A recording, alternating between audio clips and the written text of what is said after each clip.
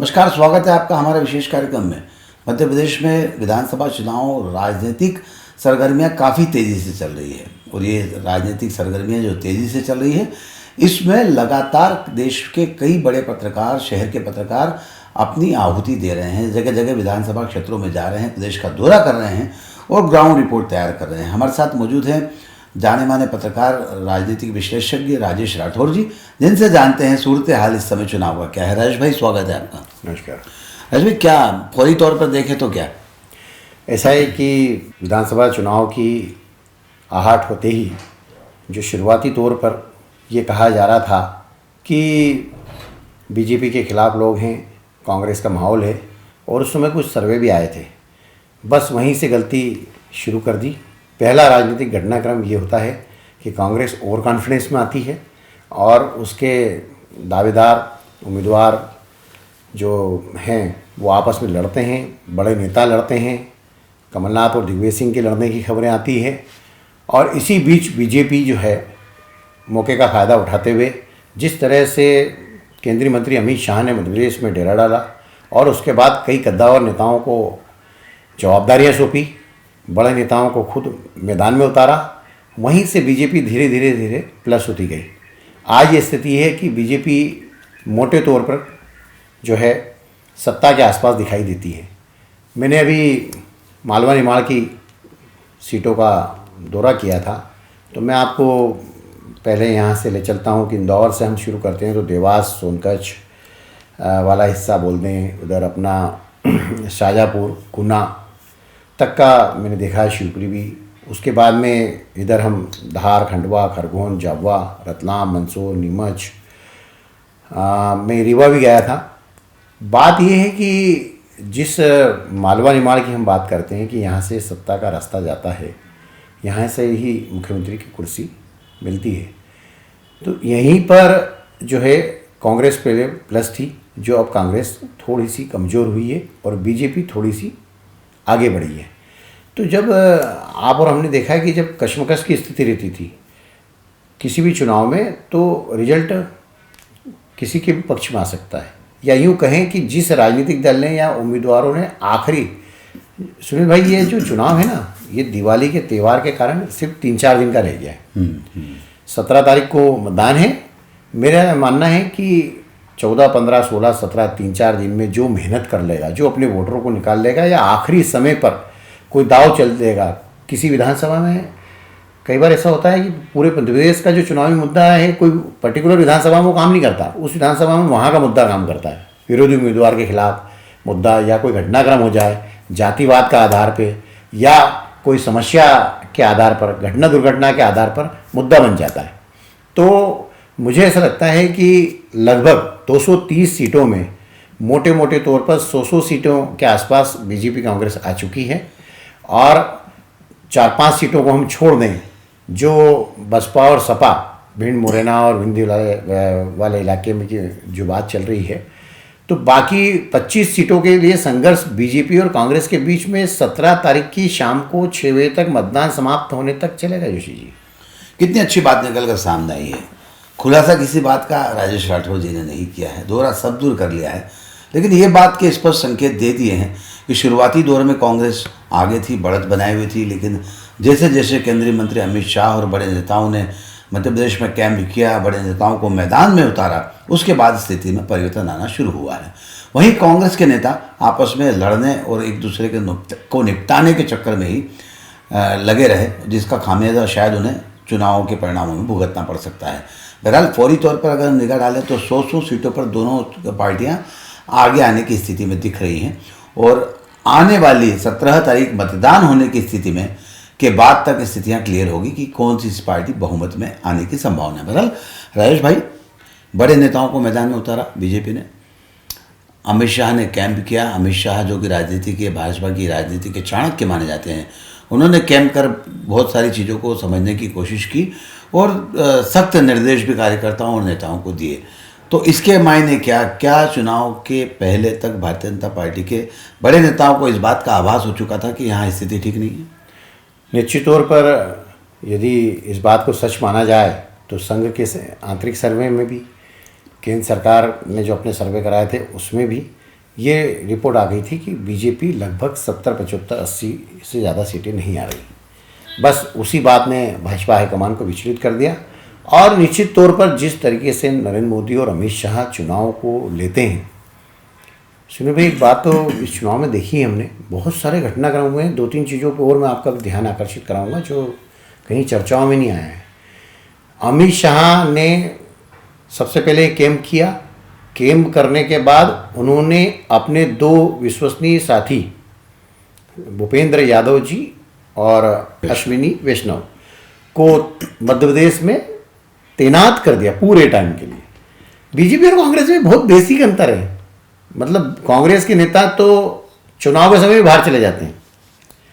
जैसे अभी कहना तो नहीं चाहिए, मंदिर का मामला है, बाबा केदारनाथ के दर्शन करने गए राहुल गांधी 3 दिन के लिए।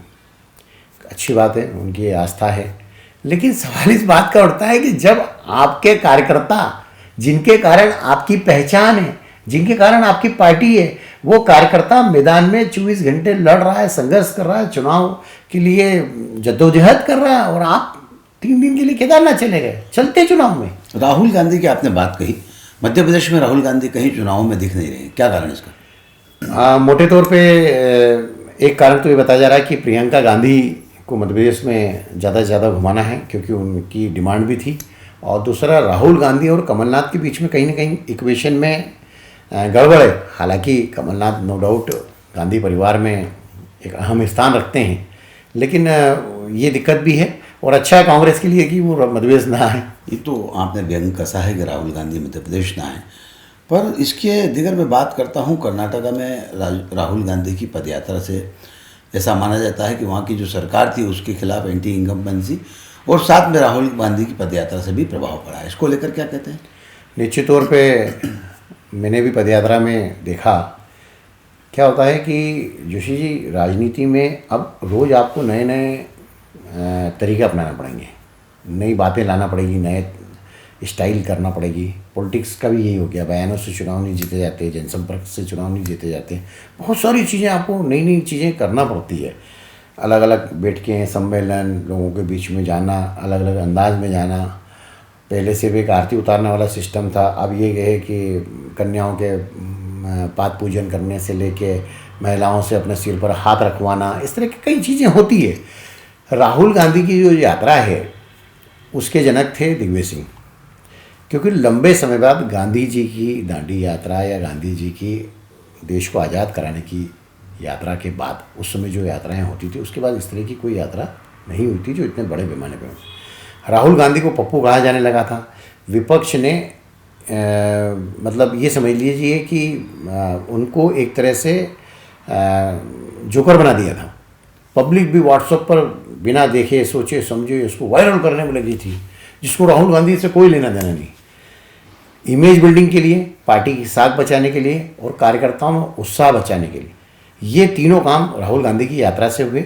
और इस दौरान लोग कनेक्ट इसलिए हुए, जब भी कोई बड़ा नेता आता तो लोग जाते हैं, उसको देखते हैं कि क्या कर रहा है क्या नहीं है, या उधर से गुजरे तो हम 10 मिनट देख लेते हैं। रोड शो की भी स्थिति इसी होती है। तो ये जो पदयात्रा थी उसके कारण राहुल गांधी में इंटरनल भी बदलाव आया, जो उनके भाषणों से हमको दिखता है। हमारी उनसे कोई बात तो नहीं हुई, लेकिन इस तरह की पदयात्रा मैं ये मानता हूँ कि राहुल गांधी को लोकसभा चुनाव के पहले एक बार और करना चाहिए। जो इलाके छूट गए उन इलाकों में जाना चाहिए। मध्य प्रदेश में पदयात्रा का कोई प्रभाव तो नहीं दिखता? निश्चित तौर पे मध्य प्रदेश में पदयात्रा का प्रभाव ये है कि जो कांग्रेस का कार्यकर्ता सक्रिय नहीं था, वो विधानसभा चुनाव के पहले पदयात्रा होने से ये हुआ कि वो मूवमेंट में आ गया। यही कारण है कि जिस कांग्रेस के खिलाफ ये कहा जाता था कि ये समाप्त हो गई है, अब तो निपट गई है, मध्य प्रदेश में इसका कोई भविष्य नहीं है, भाजपा की सरकार एक तरफा चल रही है, बीजेपी के नेता बहुत आगे बढ़ गए हैं। कांग्रेस में टिकट को लेकर कितनी विवाद चले। कमलनाथ जी ने खुद ने कहा 230 सीट है और 4000 आवेदन है, मैं किस किस को टिकट दूंगा, सबको तो टिकट दे नहीं सकता। और आप देखिए ना खुद, हम इंदौर की बात करें कि तो कांग्रेस के लिए कितना अच्छा संकेत है। 2 नामों का जिक्र भी करना चाहूँगा। एक चार्टेड अकाउंटेंट स्वप्निल कोठारी, शिक्षाविद जो एक बड़ी यूनिवर्सिटी के चांसलर हैं, और एक और लॉ कॉलेज चलाने वाले डॉक्टर अक्षय कांति बम। ऐसे युवा कांग्रेस का टिकट पाने के लिए एड़ी चोटी का जोर लगा रहे थे। मतलब आप सोचिए किस तरह से कांग्रेस के प्रति बदलाव कैसा आया। निश्चित तौर पे युवा का कुछ न कुछ आकर्षण बढ़ा है और राहुल गांधी की उस यात्रा से पार्टी को बहुत फायदा मिला है। अगर हम मूल कारणों पे जाएं, चुनाव में आम आदमी की समस्याएं होती है।